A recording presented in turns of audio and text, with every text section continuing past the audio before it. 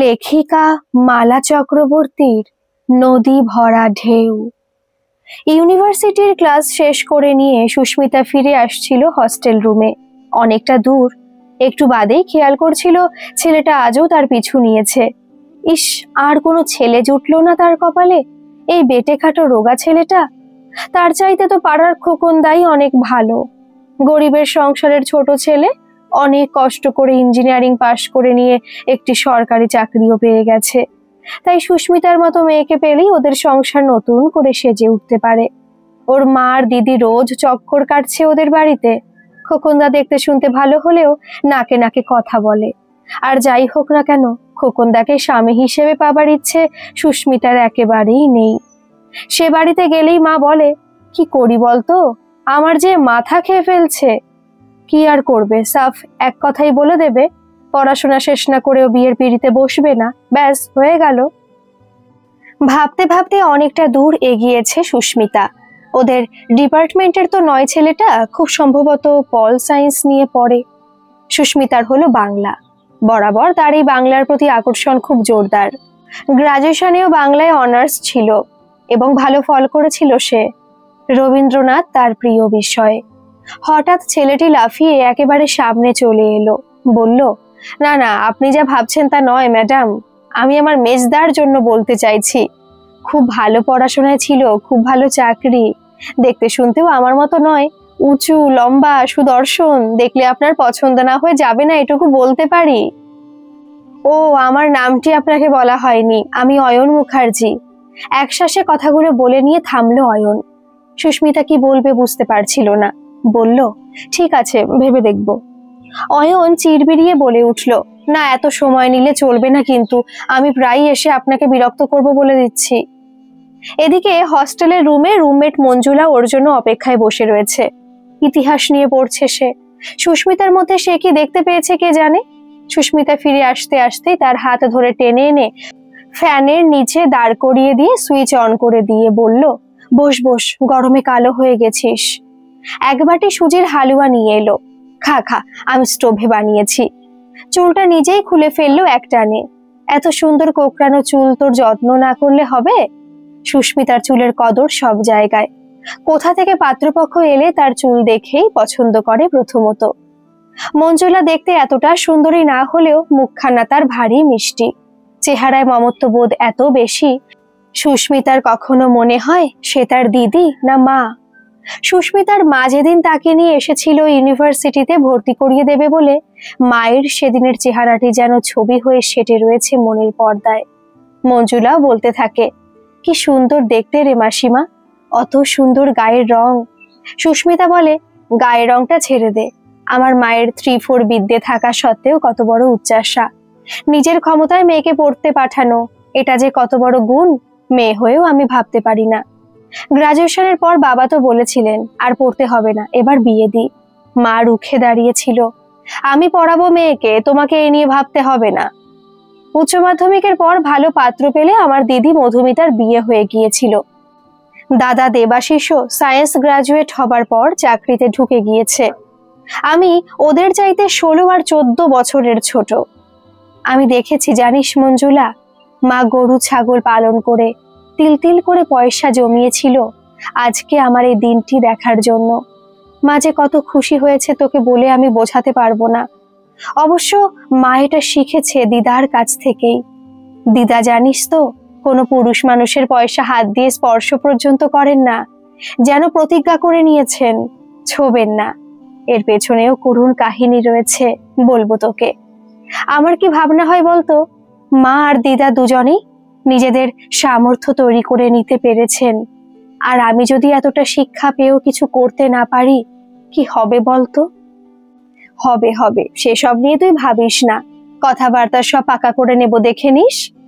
এই নে, চুলের জট ছাড়িয়ে দিলাম। এরপরে শাশুড়ি দেবেন তো জট ছাড়িয়ে, আমাকে তোর সাথে নিয়ে যা সুমি, তোর সেবা করতে আমি রাজি। হুম, কি যে বলিস না, নিজে বুঝে বিয়ে করবি না?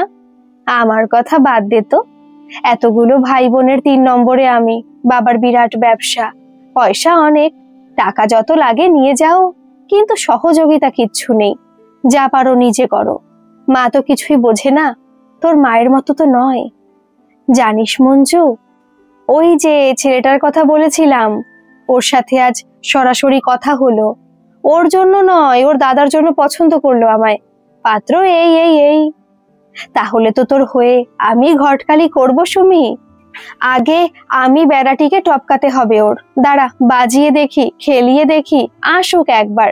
এতই সহজ নাকি সবকিছু? মোটেই না। আজকেও সুস্মিতা ক্লাস থেকে ফিরছিল। কেন জানি আজ সকাল থেকে ধীরাজ দা আর শিপ্রা বৌদির কথা খুব মনে পড়ছিল। ইউনিভার্সিটিতে ভর্তি হবার পর ধীরুদা গিয়েছিলেন তাদের বাড়িতে।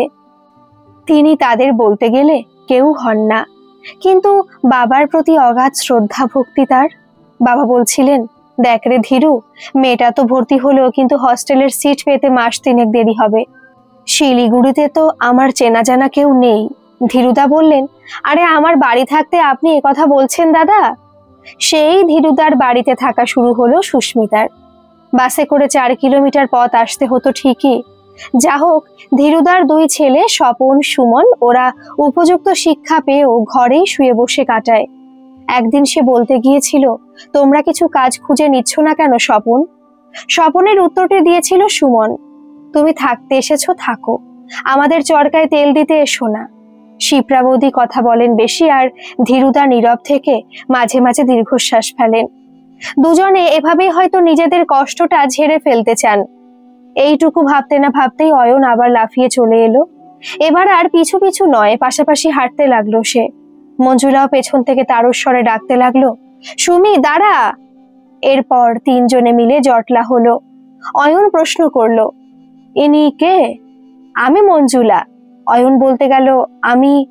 মঞ্জুলা বলল, আমি জানি। হ্যাঁ, কি বলছিলেন? আপনার দাদার সাথে সুমির বিয়ের প্রস্তাব? জানতে তো হবে আমাদের।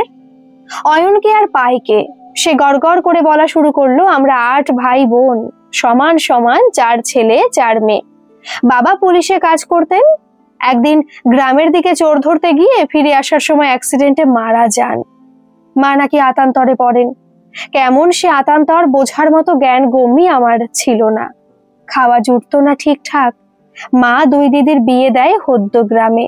ধান রয়েছে, খাওয়ার অভাব হবে না, এটা ভেবেই দেওয়া হয়তো। রইলাম 6 জন।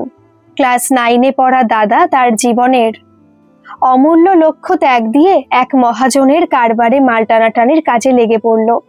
মা দাদাকে অল্প বয়সে বিয়ে দিল। সামান্য পড়াশোনা জানা লক্ষ্মী বৌদি রেধে বেড়ে আমাদেরকে খাওয়ায়। অদম্য প্রচেষ্টায় মেজদা লেখাপড়ায় এগিয়ে গেল এবং বীমা সংস্থায় চাকরি পেল। পেছন পেছন সেজদাও ওষুধের কারবারে নেমে গেল। ছর্দির বিয়েটা ভালোই হলো। রয়ে গেল ছোট বোন মুন্নি। সেও স্বাস্থ্য বিভাগে একটি চাকরি জুটিয়ে নিল। শুধু আমি সকলের থেকে চাঁদা তুলে নিয়ে ইউনিভার্সিটিতে এসে ফুটানি করছি। এই সময় সুস্মিতা আর মঞ্জুলা হাসি চেপে রাখতে রাখতে একেবারে ফেটে পড়ল।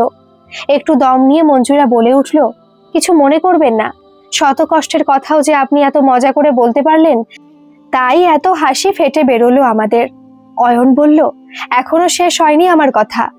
দেখুন, আমরা থাকি দিনাজপুরের একটি মফস্বলে। রেল লাইনের পাশে ঘোষপাড়ায় আমাদের মুখার্জি বাড়িটি। জায়গা অনেক, কিন্তু ছোট্ট বাড়ি। টিনের ঘর, টালির চালার তলায় রান্নাঘর। গাছ রয়েছে অনেক, যেমন আম, জাম, জামরুল, কাঁঠাল। গাছগুলো হাওয়া দেয় খুব। মেজদা আর সেজদা মিলে পাকাপোক্ত 2টি ঘর বানাচ্ছে, ছোট্ট হলেও গ্রিল ট্রিলও লাগাচ্ছে তাতে। মায়ের নির্দেশ, বিয়া করলে যার যার ঘর বানাইয়া লইতে হইব। তেমনি মুন্নিকেও বলা হয়েছে, পয়সা জমাইলেই বিয়া দিতে পারুম। অথচ মুন্নির পয়সাতেই ছোবল মারি আমি আর মা দুজনে। প্রতি মাসেই মুন্নির লাফালাফি, আমি কি করে জমাবো? হ্যাঁ, আমাদের মা একটু রাগী বটে। এই হলো আমার কথা। অয়ন বলল, আশা করি বোঝাতে পারলাম। মেজদা খুব ভালো মানুষ, এটুকু বলতে পারি। আশা করি তুই সুখে থাকবি। এই যা, তুই বলে ফেললাম। তুই বলবো এখন থেকে। বাড়িতে বোঝাতে হবে না আমার বান্ধবী, আমার পছন্দ। মঞ্জুলার দিকে তাকিয়ে বলল, তোকেও কিন্তু তুই বলবো কাল থেকে। মুন্নিকে নিয়ে আসবো একদিন, তোদেরকে আমাদের বাড়িতে নিয়ে যাব আম খাওয়াতে। 1 ঢিলে 2 পাখি মারা হবে, কি বলিস? মঞ্জুলা বলল, সবই তো তুই ঠিক করে চলেছিস তখন থেকে, আমাদেরও তো কিছু বলার থাকতে পারে। এই তো দাদাটিকে একবার ধরে তো আন, আমরাও দেখি কত দূর কি। আনবো, কথা দিচ্ছি। তবে তোরাই আগে যাবি আমাদের বাড়িতে। কি খালি মেয়েদেরকে সং সেজে বসতে হবে পাত্রপক্ষের সামনে? কথা হলো নাকি? দেখ কত সহজেই আমরা বন্ধু হয়ে গেলাম, তুই তো কারিতেও এসে গেলাম। আরে বিষয় আলাদা হলেও তো এক ইয়ারই পড়ছি আমরা। তবে আচ্ছা, আজ তবে আসি। অয়ন চলে গেল। কেমন শূন্য লাগলো চারপাশটা, নিস্তব্ধ লাগলো বেশ কত সময়। মঞ্জুলা বলল, কি বুঝলি রে সুমি? তুই তো জানিস মঞ্জু, জীবনের বাকি সব স্বপ্নের পাশাপাশি একটি সংসার রচনা করার স্বপ্নও আমার আছে। এটাও কম গুরুত্বপূর্ণ নয়। অয়নের কথায় আমি অজানা কিছু চরিত্র সম্পর্কে যতটুকু জানতে পেরেছি, রীতিমতো আমার আগ্রহ বাড়িয়ে তুলছে। এই নিয়ে ছবি আঁকতে শুরুই করে ফেলবো আমি জানি। বলছিস? তবে তাই হোক। বলতে বলতে তেতলার সিঁড়ি ভেঙে ওরা দুজন রুমের দরজার কাছে পৌঁছে গেল। ছুটির দিনে বালাসোর নদীর কাছে বেড়াতে এলো দুই সখীতে মিলে। ইচ্ছে হলো গ্যাংটক একদিনের জন্য বেড়াতে যেতেই পারতো ওরা। ওই তো গ্যাংটক যাবার রাস্তা পেরিয়ে এলো ওরা। অসুবিধা হলো সুস্মিতার পক্ষে উপরই টাকা খরচ করার সামর্থ্য নেই, আর মঞ্জুলার টাকা থাকলেও এসবে মন নেই। স্কুল বা কলেজগুলোর মতো এই হস্টেলে এতটা কড়াকড়ি নেই। যখন তখন বেরোনো বা প্রবেশ করার ছাড় পাওয়া যায়। পুরোপুরি অ্যাডাল্ট বলেই হয়তো এই ব্যবস্থা। তবে রাত 10টা বাজলেই গেট বন্ধ করে দেওয়া হয়, এইটুকুই যা কড়াকড়ি। চর পেরিয়ে নদীর ধারে পাথরের ওপর মুখোমুখি বসলো ওরা দুজন। চারপাশে তাকালো। কি সুন্দর, আর কি সুন্দর যে জায়গাটা। একদিকে পাহাড়ের ঢাল ঘন কালো সবুজ, নদীর বুকে নুড়ি পাথর আর ছোট বড় পাথরে গিজগিজ করছে, আর তারই ফাঁক দিয়ে পাহাড় থেকে নেমে আসা স্বচ্ছ তোয়া নুড়ি পাথরের ফাঁক দিয়ে এঁকে বেঁকে বয়ে যাচ্ছে। পাথরের ওপরে বসে দুপায়ে জল ছপ ছপ করতে করতে সুস্মিতা বলতে থাকে, ইসরে মঞ্জু, এখানে যদি দিন রাত বসে থাকা যেত। কি যে বলিস, বন্য জন্তু না হলেও মানুষ জন্তুই তো তোকে ছিঁড়ে খাবে, সেটা কি ভেবেছিস একবারও? আসুক না, অনিরুদ্ধ নামের মানুষটা একবার তোর জীবনে আসুক, ইচ্ছে মতো বসে থাকি সেখানে এসে, কেউ বারণ করবে না তোকে। 5 দিন কেটে গেল, অয়ন তো আর এলো না রে। হয়তো বাড়িতে গিয়ে আমার বান্ধবী করে গলা ফাটাচ্ছে। আসবে হয়তো। আসবে না আবার? তোর খোঁজ পেয়েছে যখন আসতে বাধ্য। সুস্মিতা চরের দিকে উদাস হয়ে তাকিয়ে রইল। নদী পাড় ভাঙে আবার সঙ্গোপনে চর জুড়ে নেয় নিজের সাথে। এদিকে কলকল করে বয়ে যেতে থাকা নদীর উচ্ছল তরঙ্গ যেন গর্ব ভরে বলে যেতে থাকে, দেখো আমি শুধু ভাঙি না, গড়তেও জানি। সম্মুখে চেয়ে দেখো, চরের মহিমা জুড়ে রয়েছে আমার সাথে। সময়টা 1984-85। হাতে হাতে মোবাইলের নামগন্ধ নেই, প্রেম রয়েছে সর্বত্র। প্রেমপত্রে অনুভূতি উজাড় করে দেবার সুযোগ রয়েছে। সুস্মিতা বলে, আচ্ছা মঞ্জুলা, প্রেমে পড়তে ইচ্ছে হয় না তোর? আমাকে নিয়ে এতটা ব্যস্ত হয়ে উঠিস, নিজের জন্য ভাবিস না একটুও, তাই না? আমি একটা কথা বিশ্বাস করি সুমি, ইচ্ছে হলে প্রেম করা যায় না, প্রেম ঘটে গেলেই প্রেমে পড়া যায়। জানি না আমার জীবনে তেমনটি ঘটবে কিনা। না হলে তো ওই প্রথা মতো একজন পুরুষ মানুষকে বরণ করে নিতে হবে। হয়তো দেখা গেল সেই অজানা মানুষটির হয়তো রোম্যান্স বলতে কিছুই নেই। অফিস করছেন, খাচ্ছেন, দাচ্ছেন আর নাক ডাকিয়ে ঘুমোচ্ছেন। তখন কি হবে বলতে পারিস? অজানা যখন উল্টোটাও তো হতে পারে, কি বলিস? সুস্মিতা কবজি উল্টে ঘড়ি দেখলো। এই রে, 3টে বাজতে চললো। সূর্য গড়িয়ে পড়াতে পাহাড় নদী সবকিছুর রূপ কেমন পাল্টে গেল দেখ। না, এখনই নয়, একটু পরে যাব মঞ্জু। পেটে কিছু দিতে হবে না নাকি? মাসির হোটেল তো বন্ধ হয়ে গেল রে। তাতে কি হলো, বৌদির হোটেল তো দিন রাত খোলা থাকে। খেয়ে নিয়ে হস্টেলে ঢুকে যাব। কোনো সময় চোখের খিদে পেটের খিদেকেও হার মানিয়ে দেয় রে মঞ্জু।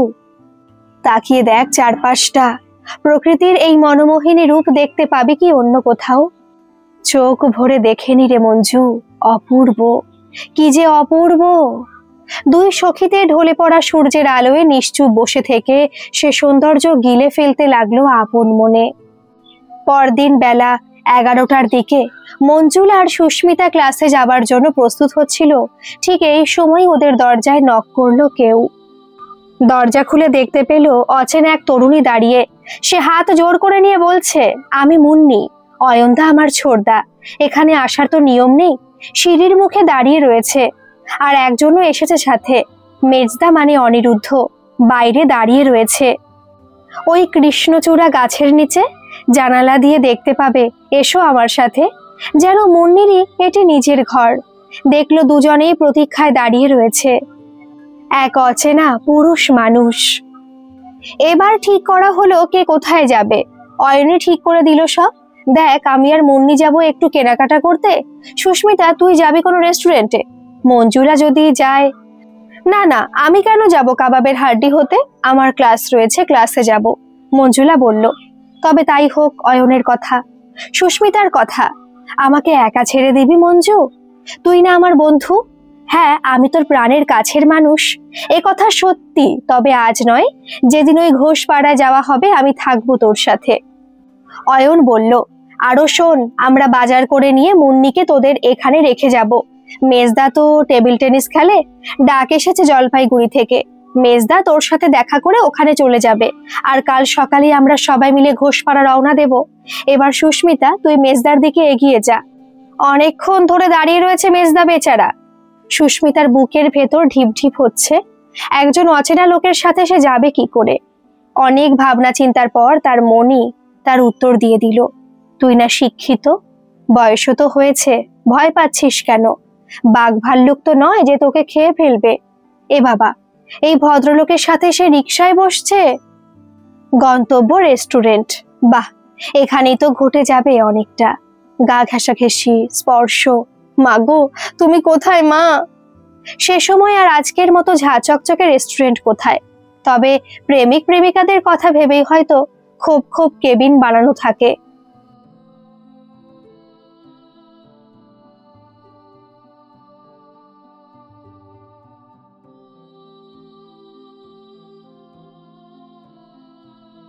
ভারী পর্দায় সেগুলো ঢাকা দেওয়া থাকে।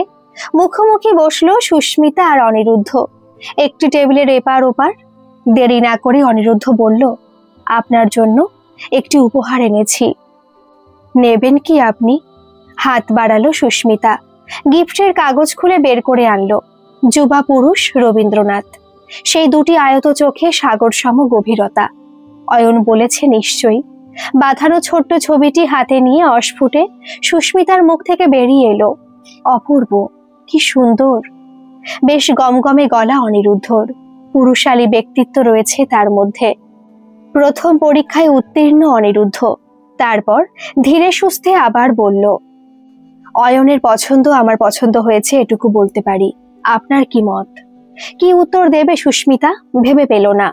তবু কষ্টে সৃষ্টে বলতেই হলো, এই দেখাতেই কিছু বলা যায় কি? দেখতে দেখতে চিনতে চিনতে হয়তো সারা জীবন কাটিয়ে দেবার পর এর উত্তর মিলবে, তাই না? প্রাথমিকভাবে আমার কিছু বলার আছে। আপনারা নিশ্চয়ই বাড়িতে ইলেকট্রিসিটি ব্যবহার করেন। আমাদের বাড়িতে কিন্তু এখনো ইলেকট্রিসিটি আসেনি, এসে যাবে হয়তো খুব শীঘ্রই। তবে বাড়িতে প্রচুর গাছগাছালি রয়েছে বলে বাড়ির পরিবেশটি ঠান্ডাই থাকে। আমি আমার শখে একটি বড় টেবিল ল্যাম্প কিনেছি, জানেন তো? চিমনি বড়, আলো বড়। ওটি জ্বালালে জানেন তো আমার ঘরটি আলোয় ঝলমল করে, মানে আলোময় হয়ে থাকে আর কি। সুস্মিতা হাসবে না কাঁদবে ভেবে পাচ্ছিল না। এত গুরু গম্ভীর কণ্ঠস্বর, এত সিরিয়াসনেস, এক্ষেত্রে তো হাসা চলে না। এই সময় দুটি করে কালাকাদ আর 2 কাপ কফি দিয়ে গেল বয়। কালাকাদের দিকে তাকিয়ে থেকে সুস্মিতাও একটি গল্প বলার চেষ্টা করলো। জানেন তো, আমরা যখন জলপাইগুড়ির প্রসন্নদেব কলেজে পড়তাম, হেঁটে হেঁটে আমরা 3-4 বান্ধবীতে মিলে দিন বাজারের কদমতলা রেস্টুরেন্টে চলে আসতাম রসকদম খাবো বলে। তাও সব দিন নয়, পয়সা হাতে জমলে তবেই। ওই দুর্দিনে এমন অভিযানের কথা জীবনেও ভুলবো না। এই রকমই কেবিন ছিল সেখানে। খেতাম তো একটি রসকদম, তার জন্য কত ঘটা। জানা থাকলো, এরপর হবে তবে ভারী কণ্ঠ অনিরুদ্ধর। আর একটি কথা আপনাকে বলে রাখতে চাই, আমার মা কিন্তু একটু রাগী আর জেদি স্বভাবের।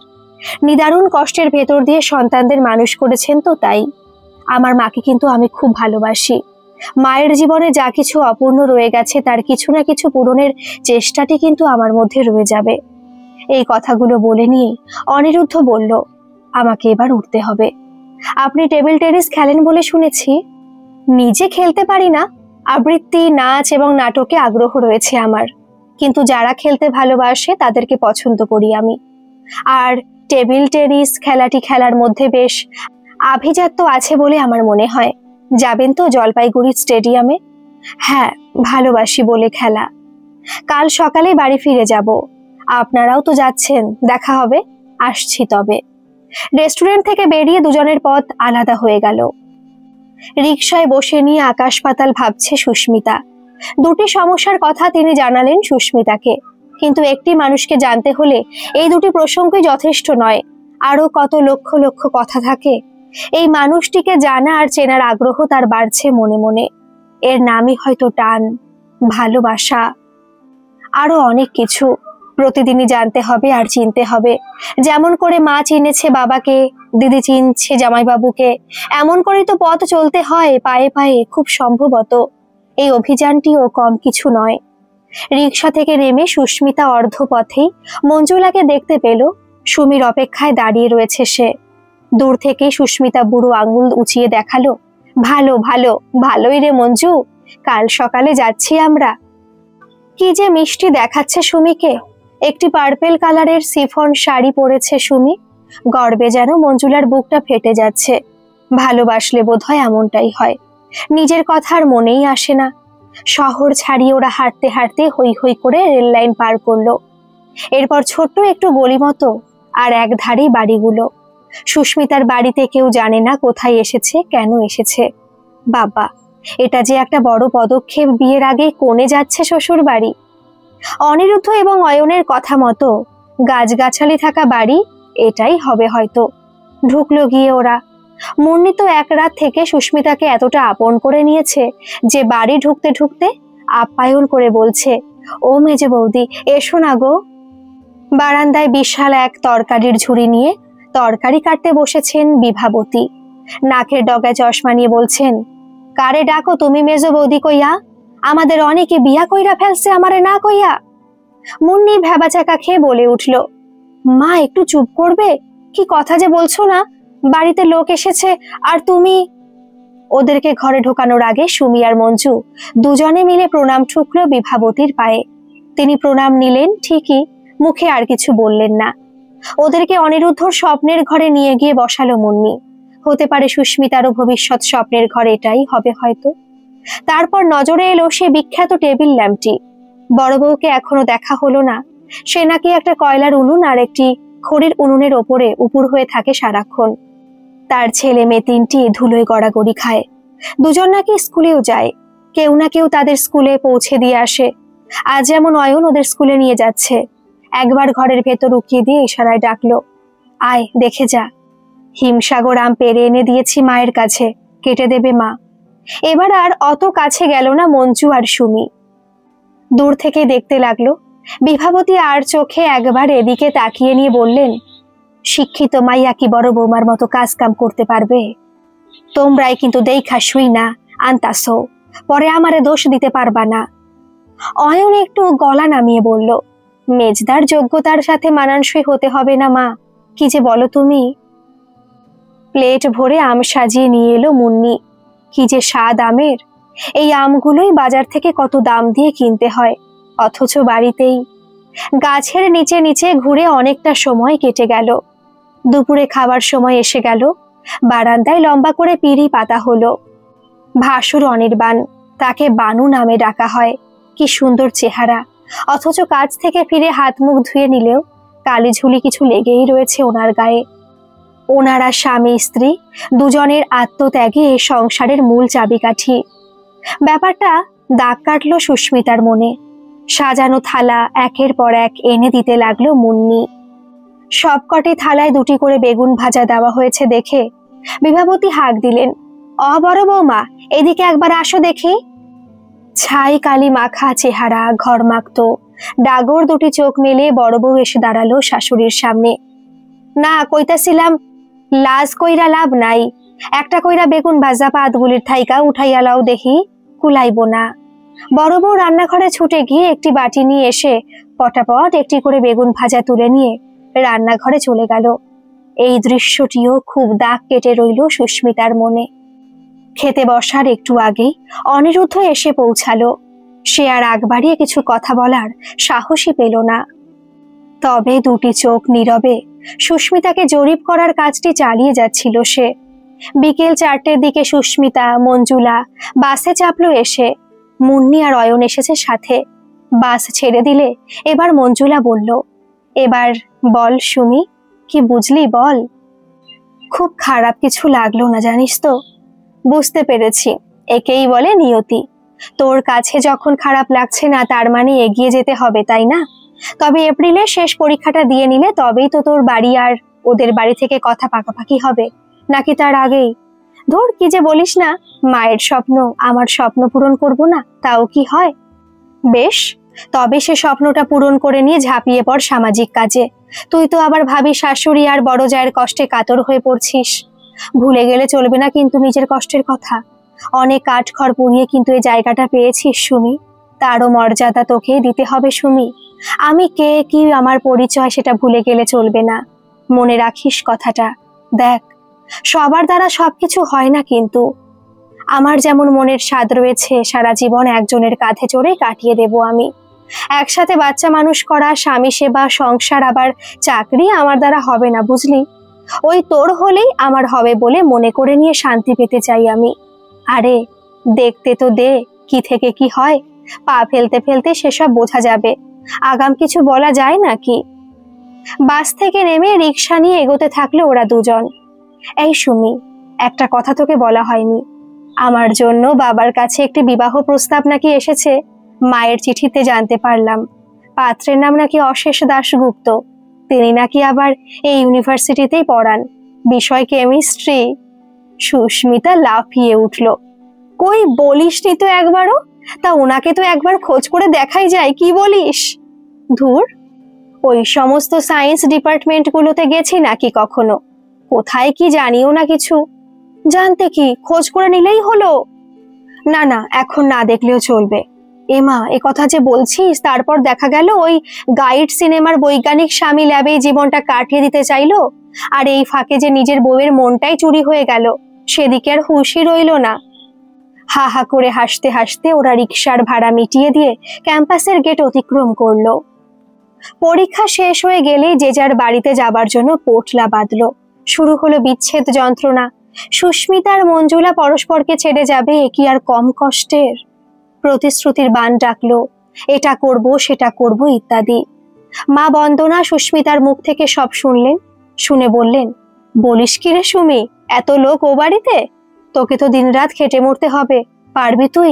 না না, আমার তো পছন্দ হচ্ছে না রে। বাবা শুনে বললেন, যা বুঝলাম পাত্র খুব ভালো। সুস্মিতা মনে মনে ভাবছে, টেবিল ল্যাম্পের গল্প, হাওয়ার গল্প, সবার মুখেই মায়ের কথা। ফিরে কি আসতে চায় সুস্মিতা? হয়তো না। দেখতে চায়, শুনতে চায় আরো অনেক কিছু। দফায় দফায় আসা যাওয়া হলো, অনেক কথা হলো। অনিরুদ্ধ যখন এলো, সে সুস্মিতাদের বাড়ির পেছনে বাঁশের ঝাড় আর নদী দেখে সময় কাটিয়ে দিল। সুস্মিতা ভাবছিল, এই মানুষটির ভেতরে কবি হবার সম্ভাবনা প্রবল হয়তোবা। মধুমাস ফাল্গুনে বিয়ে হয়ে গেল সুস্মিতার। ফুলশয্যার পরদিন বড়জা বলছিল, কথা কি হলো সুস্মিতার সাথে ঠাকুরপো? অনিরুদ্ধ বাধ্য ছেলের মতো উত্তর দিল, না, কথা তো কিছু হয়নি, ঘুম পেয়েছিল, ঘুমিয়ে পড়েছিলাম। এমা, ছিছি, এটা কেন করলে? আজ কিন্তু আর এমন ভুল করবে না ঠাকুরপো। বিয়েতে মঞ্জুলা এসে কদিন ছিল সুস্মিতাদের বাড়িতে, তারপরই শুরু হলো আসল সংসার।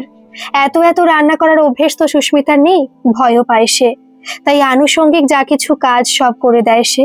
দিন কেটে যেতে থাকে।